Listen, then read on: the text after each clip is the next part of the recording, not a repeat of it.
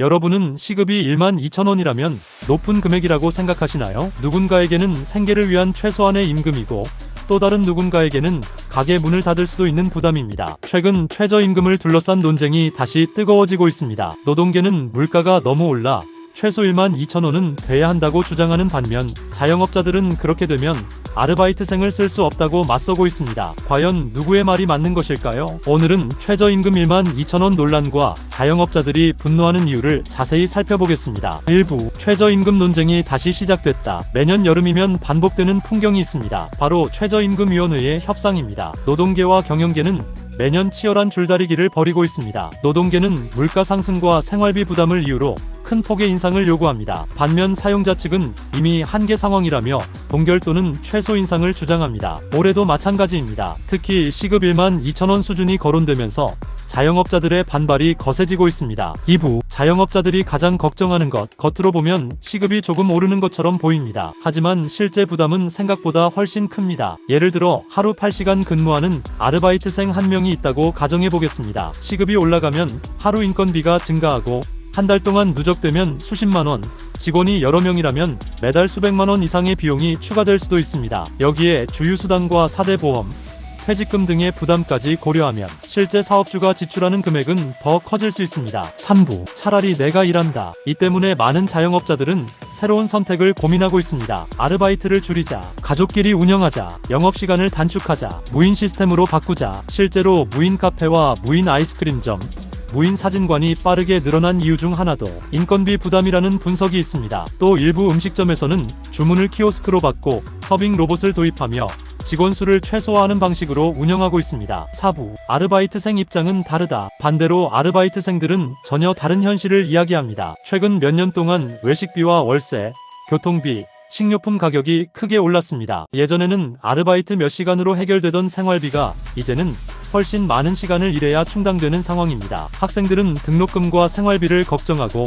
사회초년생들은 월급으로는 독립조차 쉽지 않다고 말합니다. 노동계는 최저임금은 단순한 숫자가 아니라 최소한의 인간다운 삶을 위한 기준이라고 주장합니다. 5부 자영업 현실은 왜 이렇게 어려워졌나? 사실 문제는 최저임금 하나만이 아닙니다. 많은 자영업자들은 이미 여러 비용 상승을 동시에 겪고 있습니다. 임대료, 전기요금, 가스요금, 원재료 가격, 배달 플랫폼 수수료, 카드 수수료까지 모든 비용이 오르는 상황에서 인건비까지 크게 상승하면 버티기 어렵다는 목소리가 나옵니다. 실제로 매출은 그대로인데 비용만 늘어나는 구조가 이어지고 있다는 것입니다. 6부 소비자도 영향을 받는다. 인건비가 오르면 사업주는 어떻게 대응할까요? 가장 쉬운 방법은 가격 인상입니다. 커피 가격이 오르고 김밥 가격이 오르고 치킨과 햄버거 가격도 오를 가능성이 있습니다. 결국 소비자가 부담하게 되는 구조입니다. 하지만 가격을 올리면 손님이 줄어들 수 있습니다. 손님이 줄면 다시 매출이 감소하고 매출 감소는 직원 감축으로 이어질 가능성이 있습니다. 이 때문에 최저임금 인상이 고용 감소를 가져올 수 있다는 우려도 꾸준히 제기되고 있습니다. 7부 전문가들의 의견은 엇갈린다. 경제 전문가들도 하나의 의견으로 모이지 않습니다. 일부는 최저임금 인상이 노동자의 소비를 늘려 경제에 도움이 될 수 있다고 설명합니다. 소득이 증가하면 소비가 늘어나고 소비 증가가 다시 매출 상승으로 이어질 수 있다는 논리입니다. 반면 다른 전문가들은 경기 침체 상황에서 급격한 인상은 소상공인 부담만 키우고 고용을 줄일 위험이 있다고 지적합니다. 특히 영세 자영업자의 경우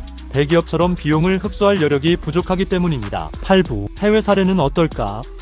세계 여러 나라에서도 최저임금 논쟁은 계속되고 있습니다. 일부 국가는 높은 최저임금을 유지하면서도 정부 지원 정책을 함께 운영합니다. 세금 감면이나 고용지원금을 통해 사업주의 부담을 줄이는 방식입니다. 반대로 시장 상황에 따라 지역별 또는 업종별로 다른 기준을 적용하는 나라들도 있습니다. 단순히 시급 숫자만 올리는 것이 아니라 노동자 보호와 자영업 생존을 동시에 고려하려는 다양한 시도가 이어지고 있습니다. 9부 가장 어려운 균형. 최저임금은 누구에게나 민감한 문제입니다. 노동자는 생활비를 걱정하고 자영업자는 폐업을 걱정합니다. 한쪽은 더 받아야 살 수 있다고 말하고 다른 한쪽은 더 주면 버틸 수 없다고 말합니다. 그래서 최저임금 논쟁은 매년 반복되지만 쉽게 결론이 나지 않습니다. 이번 최저임금 논쟁은 누구의 승패로 끝날 일이 아닙니다. 자영업자의 한숨을 무시한 채 임금만 올려도 안 되고 노동자의 삶을 외면한 채 동결만 반복해도 안 됩니다. 필요한 건 올릴까 말까의 싸움이 아니라 올린 뒤 어떻게 버틸 구조를 만들까에 대한 해답입니다. 마무리. 최저임금 12,000원. 누군가에게는 꼭 필요한 생계의 기준이고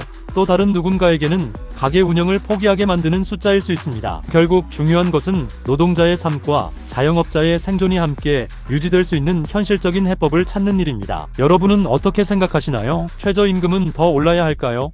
아니면 자영업자의 현실을 고려해 신중하게 결정해야 할까요? 댓글로 여러분의 생각을 남겨주세요. 오늘 영상이 도움이 되셨다면 좋아요와 구독 꼭꼭 잊지 마세요. 정말 부탁드립니다. 다음 시간에도 각종 이슈를 가장 빠르게 전해드리겠습니다. 정말 감사합니다.